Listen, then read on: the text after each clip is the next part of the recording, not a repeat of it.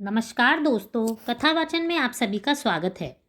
इस वीडियो में आप देवउठनी एकादशी या देवोत्थान एकादशी की कथा जानेंगे।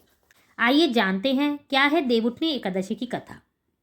एक राजा के राज्य में सभी लोग एकादशी का व्रत रखते थे। प्रजा और नौकर चाकरों से लेकर पशुओं तक को एकादशी के दिन अन्न नहीं दिया जाता था। एक दिन किसी दूसरे राज्य का एक व्यक्ति राजा के पास आकर बोला, महाराज कृपा करके मुझे नौकरी पर रख ले। तब राजा ने उसके सामने शर्त रखी कि ठीक है, रख लेते हैं, किंतु रोज तुम्हें खाने को सब कुछ मिलेगा, किंतु एकादशी के दिन अन्न नहीं मिलेगा।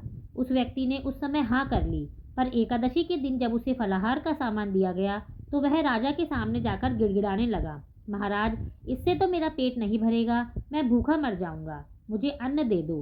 राजा ने उसे शर्त की बात याद दिलाई, पर वह अन्न छोड़ने को राजी नहीं हुआ। तब राजा ने उसे आटा, दाल, चावल आदि दिए। वह नित्य की तरह नदी पर पहुंचा, स्नान करके भोजन पकाने लगा। जब भोजन बन गया तो वह भगवान को बुलाने लगा, आओ भगवान, भोजन तैयार है। उसके बुलाने पर पीताम्बर धारण किए भगवान चतुर्भुज रूप में आ पहुंचे और प्रेम से उसका भोजन करने लगे।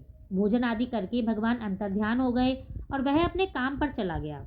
15 दिन बाद अगली एकादशी को वह राजा से कहने लगा कि महाराज मुझे दुगना सामान दीजिए। उस दिन मैं भूखा ही रह गया। राजा ने कारण पूछा तो उसने बताया कि हमारे साथ भगवान भी खाते हैं, इसलिए हम दोनों के लिए ये सामान पूरा नहीं होता। यह सुनकर राजा को बड़ा आश्चर्य हुआ। वह बोला, मैं नहीं मान सकता कि भगवान तुम्हारे साथ खाते हैं। मैं तो इतना व्रत करता हूँ, पूजा करता हूँ, पर भगवान ने मुझे कभी भी दर्शन नहीं दिए। राजा की बात सुनकर वह बोला, महाराज यदि विश्वास ना हो तो आप साथ चलकर देख लें। राजा एक पेड़ के पीछे छिपकर बैठ गया। उस व्यक्ति ने भोजन बनाया और भगवान को शाम तक पुकारता रहा, किंतु भगवान नहीं आए। अंत में उसने कहा, हे भगवान, यदि आप नहीं आए तो मैं नदी में कूदकर प्राण त्याग दूंगा। लेकिन भगवान नहीं आए।